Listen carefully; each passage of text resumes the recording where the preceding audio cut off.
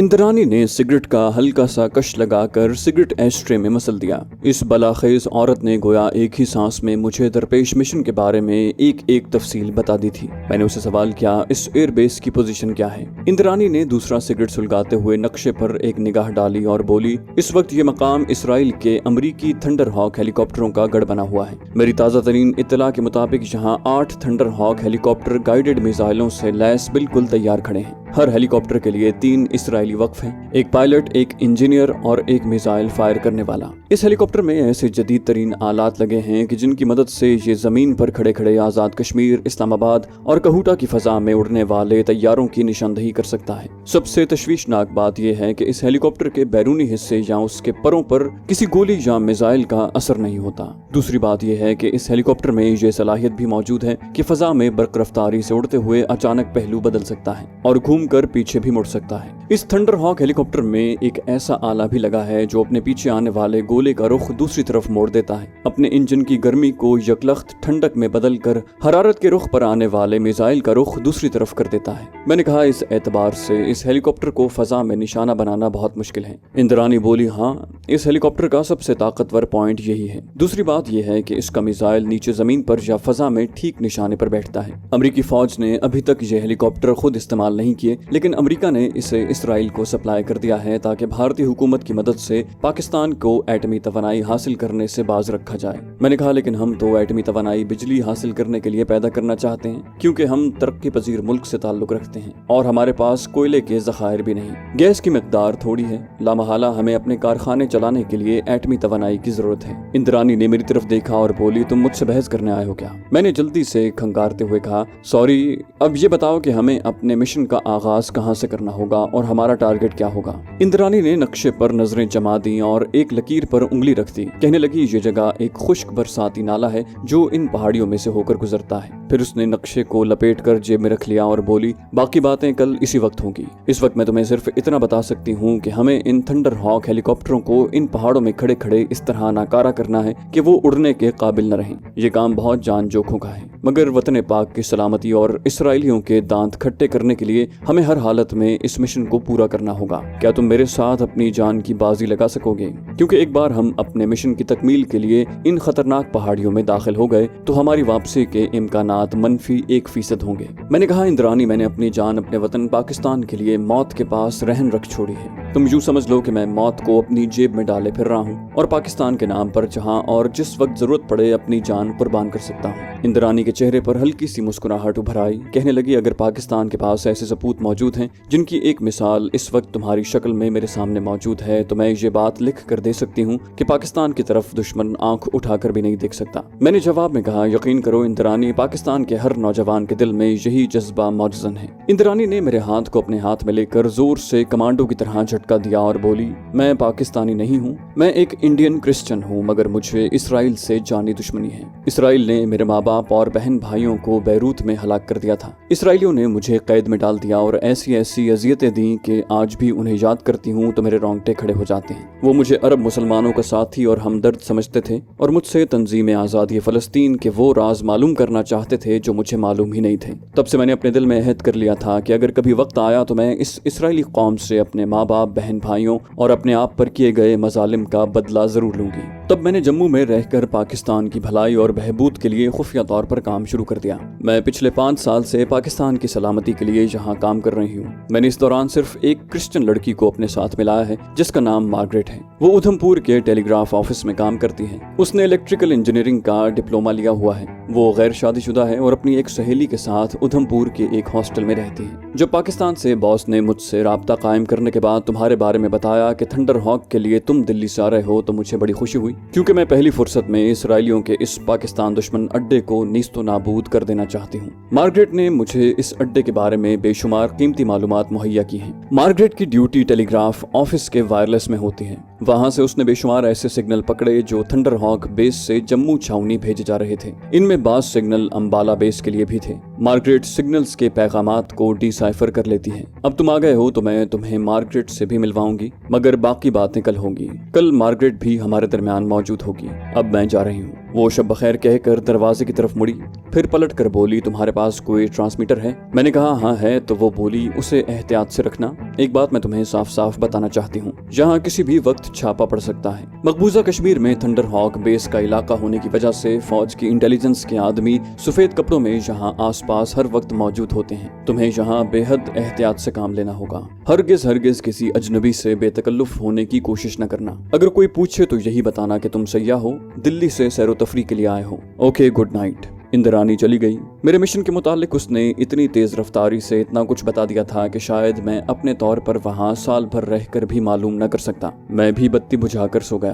दूसरे दिन इंद्रानी से बोर्डिंग हाउस के बरामदे में या लॉन में आंखें चार हुई तो उसने मुझसे कोई बात न की। मैं भी खामोशी से एक तरफ बैठकर वक्त गुजारने लगा। दोपहर के बाद अपने कमरे में आकर लेट गया। रात के ठीक 12 बजे इंद्रानी एक बार फिर मेरे कमरे में आ गई। उसके साथ सांवले रंग की एक दुबली मगर इंतहाई चमकीली स्याह आंखों वाली लड़की भी थी। इंद्रानी ने मेरा उससे तारुफ करवाया, ये मार्गरेट है। मार्गरेट ने मुझसे मुसाफा किया। उसकी गिरफ्त में मुझे फौलादी सख्ती महसूस हुई। मुझे ये दोनों लड़कियां सीके के नाम से बुलाती थीं, यानी कैप्टन किशन का मुखफ़फ़ सीके। बाद में मुझे इंद्रानी ने बताया कि मार्गरेट को थंडर हॉक से पकड़े जाने वाले हर अहम और कारामद सिग्नल के इवज एक माकूल रकम इंडियन करेंसी में अदा की जाती थी। यही वजह थी कि उस रात मार्गरेट मेरे कमरे में आई तो उसने कानों में खालिस सच्चे हीरों के बुंदे पहन रखे थे। मार्गरेट गुज़श्ता 2 माह से थंडर हॉक बेस के सिग्नल खुफिया तौर पर पकड़कर उन्हें डिसाइफर करके इंद्रानी को दे रही थी। इन सिग्नल्स की मदद से उसे पहाड़ी में वाक़े थंडर बेस हेलीकॉप्टरों के अड्डे के बारे में निहायत अहम मालूमात हासिल हो चुकी थी। इसके बावजूद हमें उसके अंदर दाखिल होने वाले रास्ते का इल्म नहीं था।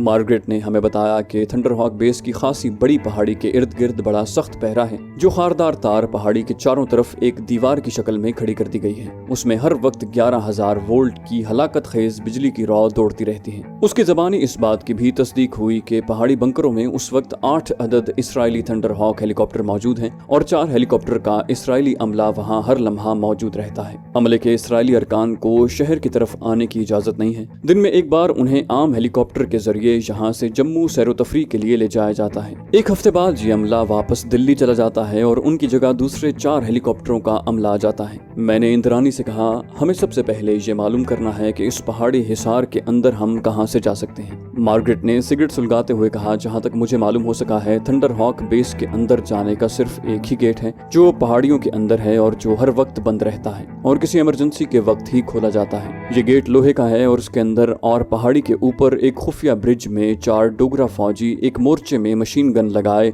हर वक्त चौकस होकर बैठे रहते हैं। मैंने इंद्रानी से पूछा, रानी तुमने एक खुश्क पहाड़ी नाले का जिक्र किया था, क्या वो नाला इन पहाड़ियों के करीब से होकर गुजरता है? इंद्रानी ने जेब से वही कागज पर हाथ से बनाया गया नक्शा निकाल कर मेज पर रख दिया और एक लकीर पर उंगली फेरते हुए कहा, ये वो खुश्क नाला है जो इन पहाड़ियों के साथ होकर आगे कुतबटूट की पहाड़ी ढलानों तक जाता है। बरसात के दिनों में ये नाला पानी से भरा होता है और तूफानी बन जाता है। आजकल ये नाला बिल्कुल खुश्क है। मैंने गौर से नक्शे पर बनी हुई लकीर को देखा। मेरी समझ में कुछ नहीं आ रहा था। वैसे भी लकीर को देखकर नाले का अंदाजा नहीं हो सकता था। मैंने इंद्रानी से कहा, मुझे इस खुश्क नाले का खुद जाकर जायजा लेना होगा। इंद्रानी ने मार्गरेट की तरफ देखा। मार्गरेट बोली, उस तरफ जाना खतरनाक है, क्योंकि जब ये नाला थंडर हॉक बेस की पहाड़ी के करीब से होकर गुजरता है तो Bharat Israeli Thunder Hawk base के खुफिया पहाड़ी मोर्चों में लगी हुई मशीन गन्नों की जद में होता है। इन मशीन गन्नों पर बड़ी ताकतवर दूरबीनें लगी हैं और कोई चूहा भी वहां से गुजरे तो खुफिया मोर्चों में छुप कर बैठे हुए भारतीय फौजी उसे आसानी से देख सकते हैं। ये बातें मेरे लिए नई नहीं थी। इंद्रानी और मार्गरेट इस हकीकत से बेखबर थी कि मैं एक सरफरोश कमांडो भी हूँ। मुझे उन पर अपना अक्स डालने की जरूरत नहीं थी। मुझे दुश्मन के नापाक हरबों को खाक में मिलाना और वतन पाक की हुर्मत और सालमियत को बचाना था। मैंने कहा, इसके बावजूद यही एक नाला है जिसके जरिए हमें उस पहाड़ी किले के अंदर जाने के लिए किसी रास्ते का सुराग लगाना होगा। इंद्रानी और मार्गरेट चुप हो गईं। इंद्रानी ने अपनी भूरी आंखें जरा सुकेड़ कर मुझे देखा और बोली, क्या तुम अकेले ये खतरनाक काम कर सकोगे? मैंने कहा, मैं कोशिश करूंगा। इंद्रानी ने सख्त लहजे में कहा, यहाँ कोशिश का सवाल नहीं है। अगर तुम पकड़े जाते हो तो हमारी जिंदगियां भी खतरे में होंगी। एक बार फिर गौर कर लो, मुमकिन है तुम्हें खुश्क नाले की जानिब से पहाड़ी बेस में जाने का कोई रास्ता न मिले और मोर्चे में बैठे सिपाही तुम्हें देख लें, फिर तुम वापस नहीं आ सकोगे। मार्गरेट ने इंद्रानी की बात काटते हुए कहा, मोर्चों में बड़ी ताकतवर दूरबीनें लगी हैं। इसके अलावा पहाड़ी के चारों तरफ खारदार तार खींची है जिसमें 11,000 वोल्ट का करंट हर वक्त दौड़ता रहता है। मैंने एक तवील सांस भरा और कहा, बहरहाल ये बातें तुम मुझ पर छोड़ दो। मैं तुम दोनों को इतना यकीन दिलाता हूँ कि अगर मैं रैकी करता हुआ पकड़ा गया तो मेरी जबान पर तुम में से किसी का नाम नहीं आएगा। मैं कल अंधेरा होते ही खुश्क नाले में उतर जाऊंगा। आगे जो होगा देखा जाएगा। क्या तुम लोगों के पास कोई पिस्तौल होगा? मार्गरेट ने इंद्रानी की तरफ देखा। इंद्रानी ने नफी में सर हिला दिया। मैंने कहा, कोई बात नहीं, मैं इसका कुछ बंदोबस्त कर लूंगा। हमारी खुफिया महफिल बर्खास्त हो गई। मार्गरेट और इंद्रानी चली गईं तो मैं गहरी फिक्र और सोच विचार में डूब गया। लेकिन मुझे अपने ऊपर एतमाद और खुदा पर भरोसा था। मेरा दिल कह रहा था कि अगर मैंने जुर्रत, दलेरी और अक्लमंदी से काम लिया तो मैं इस मुश्किल तरीन मिशन में जरूर कामयाब होऊंगा। रात के पिछले पहर में सो गया और अगले रोज दिन के 11 बजे तक सोया रहा। 12 बजे नहा धोकर खाना खाया और बरामदे में आकर बैठ गया। मौसम अबरालूद था। ठंडी पहाड़ी हवा चल रही थी। इंद्रानी मुझे अपने कमरे में दिखाई नहीं दे रही थी। मुझे वहां बैठे मुश्किल से 10-15 मिनट ही गुजरे होंगे कि बोर्डिंग हाउस की लकड़ी के जंगले में मार्गरेट आती दिखाई थी। मैं समझा अपने किसी काम से आई होगी, क्योंकि उस वक्त वो अपने टेलीग्राफ ऑफिस के वायरलेस सेक्शन में ड्यूटी पर होती है। थोड़ा सा शुबा भी हुआ कि कहीं कोई जरूरी पैगाम न लेकर आई हो। मैं दरख्तों की तरफ मुंह किए चुपचाप बैठा रहा। मार्गरेट ने भी मेरी तरफ तवज्जो न दी और सीधी इंद्रानी के ऑफिस में चली गई। मैंने महसूस किया कि उसके कदमों की रफ्तार मामूल से ज्यादा तेज थी। 2 मिनट बाद इंद्रानी ऑफिस से निकलकर मेरी तरफ बढ़ी। मैं बरामदे की सीढ़ी के बिल्कुल पास ही खड़ा था। जीने पर से उतरते हुए इंद्रानी ने मेरी तरफ देखे बगैर आहिस्ता से कहा, अपने कमरे में जाओ। इंद्रानी लॉन में जाकर फूल तोड़कर गुलदस्ता बनाने लगी। मैं उठकर आहिस्ता आहिस्ता कदम उठाता, जमाइया लेता अपने कमरे में घुस गया। दरवाजा मैंने बंद कर दिया। थोड़ी देर बाद दरवाजा आहिस्ता से खुला और मार्गरेट अंदर आ गई। उसने साड़ी की बजाय स्कर्ट पहन रखा था। हाथ में पर्स था। अंदर दाखिल होते ही वो एक तरफ हटकर खड़ी हो गई। मैंने कुर्सी की तरफ इशारा किया। मार्गरेट ने अपने होंठों पर उंगली रख दी और मुझे चुप रहने की हिदायत की। मैं वहीं कुर्सी पर बैठा रहा। 1 मिनट गुजरा होगा कि इंद्रानी भी कमरे में आ गई। दरवाजे की चटखनी चढ़ा दी गई। इंद्रानी ने मुझे कमरे में बिछे हुए पलंग की दूसरी जानिब आने का इशारा किया, जहां फर्श पर छोटा सा कालीन का टुकड़ा बिछा हुआ था। मार्गरेट और इंद्रानी कालीन पर बैठ गईं। मैं भी उनके पास आकर बैठ गया। इंद्रानी ने मार्गरेट को इशारा किया। मार्गरेट ने पर्स में से एक कागज निकालकर उसे खोला, एक नजर देखा और मेरी तरफ मुतवज्जे होकर बोली, थोड़ी देर पहले अंबाला छावनी से नशर होने वाला मैंने एक खुफिया सिग्नल पकड़ा है। उसके मुताबिक अंबाला छावनी से मिलिट्री इंटेलिजेंस का कोई कैप्टन राजेश मल्होत्रा, जो चीफ सिक्योरिटी ऑफिसर है, थंडरहॉक बेस की सिक्योरिटी की फाइनल चेकिंग करने के लिए आज शाम पहुंच रहा है। उसका आज रात का पासवर्ड कंचनजंगा होगा। मैं हमतन गोश हो गया। मार्गरेट ने कहा, वो 18:20 पर यानी शाम के 6:20 पर थंडरहॉक बेस की पहाड़ी की मगरबी गेट की तरफ से दाखिल होगा। मार्गरेट ने यह कहकर कागज के टुकड़े को फाड़कर पुर्जे पुर्जे करके अपने पर्स की जेब में रख लिया। कैप्टन राजेश मल्होत्रा, शाम 6:20 और कंचनजंगा, मेरे जहन में ये अल्फाज बार बार उभरने लगे। इंद्रानी ने कहा, मुझे मालूम होता है इसराइली थंडरहॉक हेलीकॉप्टरों का स्क्वाड्रन कहूटा रावलपिंडी पर हमला करने की तैयारियां मुकम्मल कर चुका है। हमें फौरी तौर पर इसका तोड़ तलाश करना होगा। तुम्हारी इस बारे में क्या राय है? मैं कुछ और ही सोच रहा था। मैंने इंद्रानी की बात पर ध्यान न देते हुए मार्गरेट से पूछा, पासवर्ड के बारे में तुम्हें यकीन है कि कंचनजंगा ही है? मार्गरेट ने कहा, मैं एक अरसे से इन लोगों के खुफिया सिग्नल डिसाइफर कर रही हूँ। मेरा हिसाब गलत नहीं हो सकता। ये लफ्ज कंचनजंगा ही था। इंद्रानी ने मुझसे मुखातिब होकर कहा, मगर तुम्हें इस पासवर्ड से क्या दिलचस्पी हो सकती है? मैंने कहा, इसलिए कि आज शाम अंबाले से मिलिट्री इंटेलिजेंस का जो चीफ सिक्योरिटी ऑफिसर इस पहाड़ी किले में दाखिल होने वाला है, वो मैं हूँगा। मार्गरेट और इंद्रानी मेरा मुंह तकती रह गईं। उन्हें मेरी जबान से निकले हुए अल्फाज पर यकीन नहीं आ रहा था। इंद्रानी ने रुक रुक कर कहा, मगर कैप्टन, तुम, ये कैसे मुमकिन है? मैंने सिगरेट एस्ट्रे में मसल दिया और इंद्रानी की तरफ झुककर पूछा, क्या तुम मुझे बता सकती हो कि थंडरहॉक बेस के पहाड़ी किले का मगरबी गेट किस जानिब है और क्या वहां तक कोई बाकायदा सड़क जाती है? इंद्रानी ने मुझे बताया कि थंडरहॉक बेस की पहाड़ी का मगरबी गेट हमेशा बंद रहता है। उस तरफ पहले एक पगडंडी जाया करती थी, मगर अब वो वीरान हो गई है और उस पर झाड़ियां उगाई हैं। यहाँ एक पगडंडी है जो पहाड़ी किले के मगरबी गेट को जाती है। मिलिट्री इंटेलिजेंस के कैप्टन मल्होत्रा को उसी पगडंडी पर से गुजरकर थंडरहॉक बेस के मगरबी गेट तक जाना था। ये रूट यकीनी तौर पर कैप्टन मल्होत्रा ने इसलिए चुना था कि वो इलाके की सिक्योरिटी का जायजा भी ले सके।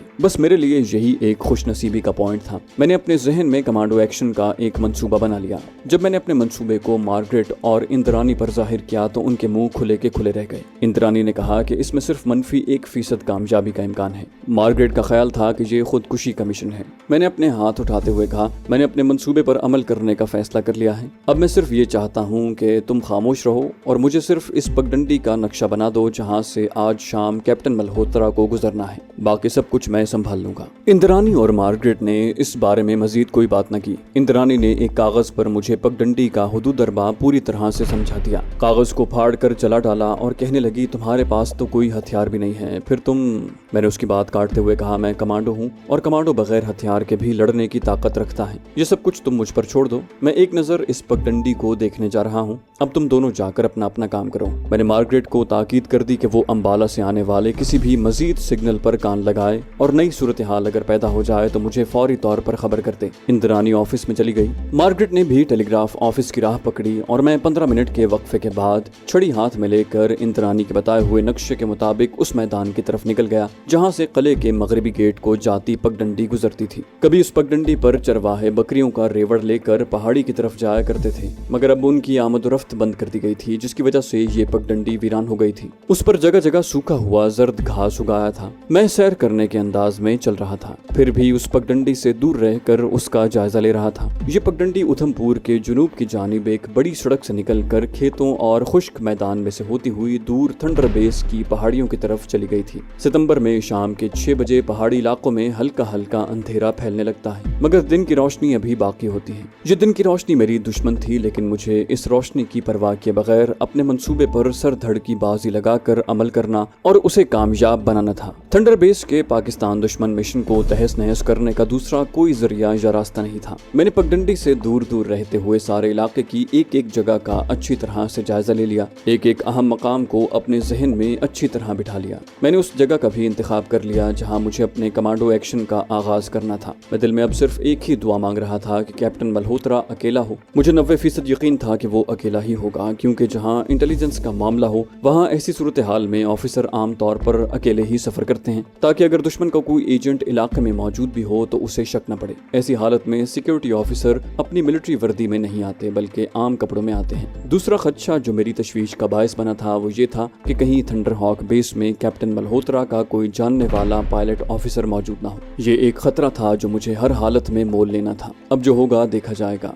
या मैं नहीं या दुश्मन के थंडर हॉक हेलीकॉप्टर नहीं। मैं ये अहद कर चुका था और मेरे पास वक्त नहीं था। ये इसराइली हेलीकॉप्टर किसी भी वक्त रावलपिंडी की फजाओं में उड़कर हमारे पुरअमन एटमी बिजली घर को अपना निशाना बना सकते थे। अगरचे हमारे शाहीन दुश्मन के दांत खट्टे करने के लिए 24 घंटे चौकस थे, लेकिन हमें अपनी तरफ से ये खतरा था कि थंडर हॉक हेलीकॉप्टर जदीद तरीन टेक्नोलॉजी के हामिल हैं। मुमकिन है उनकी वजह से हमें नुकसान पहुंच जाए। मैंने अपने जहन में लाइन ऑफ एक्शन को इस तरह आखिरी शक्ल दी कि कैप्टन मल्होत्रा तनहा नहीं होगा, उसके साथ दूसरा आदमी भी होगा और मुझे उन दोनों से निपटना होगा। मैंने उन दोनों को मौत के घाट उतारने का मंसूबा तैयार कर लिया था। इसमें कोई शक नहीं कि ये कोई आसान काम नहीं था, मगर उस वक्त मेरे दिल में इस्लाम पर जान निसार करने और अपने वतन की खिदमत करने का जो बेपनाह जज्बा कारफरमा था, उसके सामने ये मिशन मुझे बहुत ही आसान लग रहा था। मेरे बाजुओं की मछलियां फड़कने लगी थीं और मैं अपने अंदर ऐसी जबरदस्त बर्की ताकत महसूस कर रहा था कि अगर चाहूं तो पहाड़ों को अपनी जगह से हिला दूं। ये पगडंडी एक कच्चा रास्ता था। उस पर कहीं कहीं छोटे छोटे गोल पत्थर बिखरे हुए थे,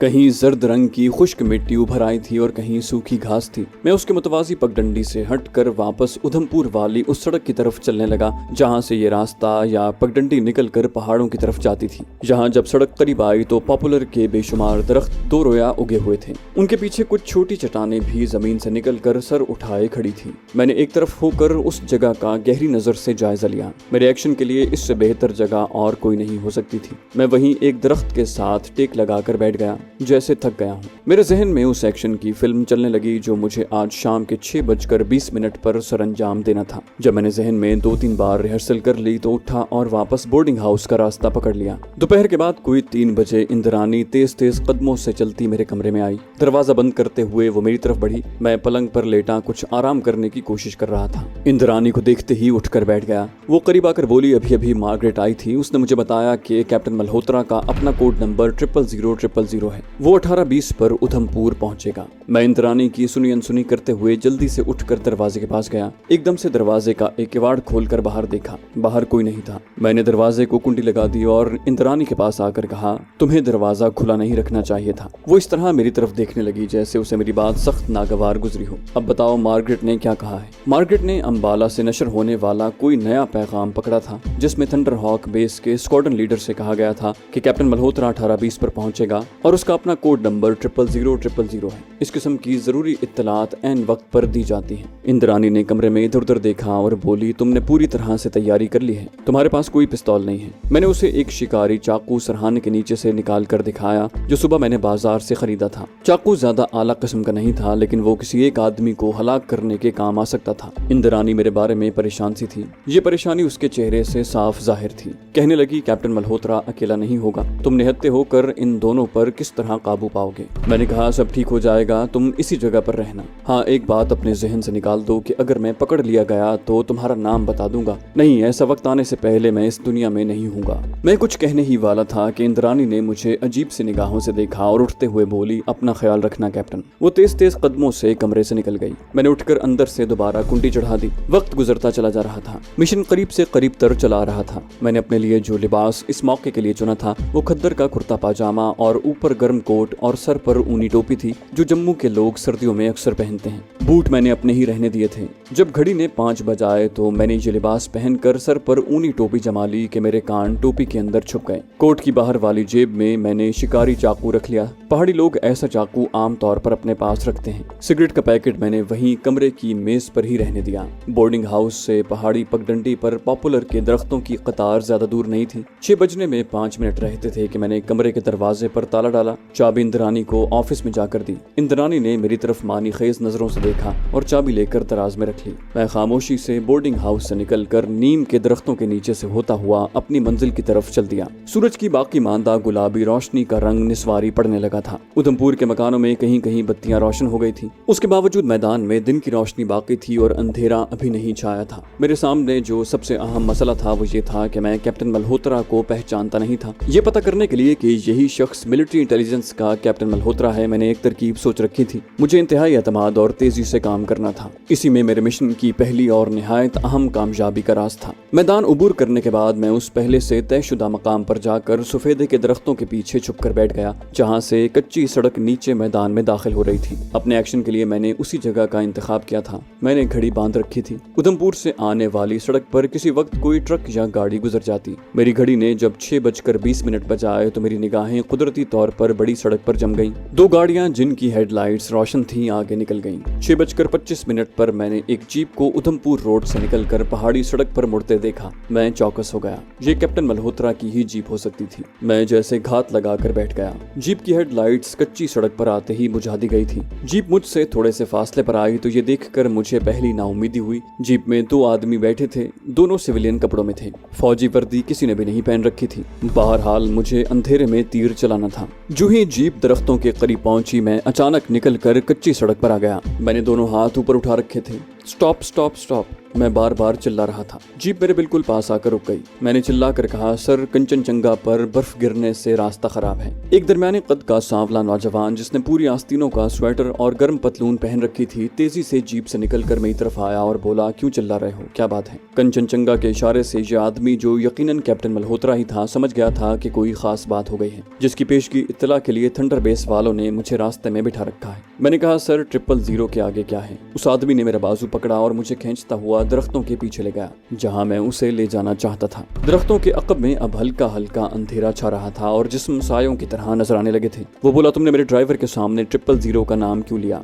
मैंने कहा, सर 000 के आगे क्या है? जब तक आप नहीं बताएंगे मैं आपको स्क्वाड्रन लीडर साहब का जरूरी पैगाम नहीं बता सकता। ये आर्मी कैप्टन मल्होत्रा ही था। कहने लगा, 000 के आगे भी 000 ही है। अब जल्दी से पैगाम बताओ। मैं शुरू रात के नीम अंधेरे में कैप्टन मल्होत्रा के जिस्म को मुख्तलिफ जावियों से देख रहा था। मैंने एक बार फिर सलूट मारते हुए कहा, सर पाकिस्तानी घुसपैठियों ने आगे बारूदी सुरंगें बिछा दी हैं। आप दूसरी तरफ से आइएगा, मैं आपको रास्ता बताऊंगा। कैप्टन मल्होत्रा ने अंधेरे में मुझे घूर कर देखा, लेकिन मैंने कंचनजंगा और फिर उसके इंतहाई खुफिया कोड नंबर 000 को जाहिर कर दिया था। वो मुझ पर शक कर ही नहीं सकता था। मैंने कहा, सर जल्दी चलिए, मैं आपको दूसरी सड़क से ले चलता हूँ। मैं उसके वापस घूमने का इंतजार कर रहा था, मगर आखिर वो भी इंटेलिजेंस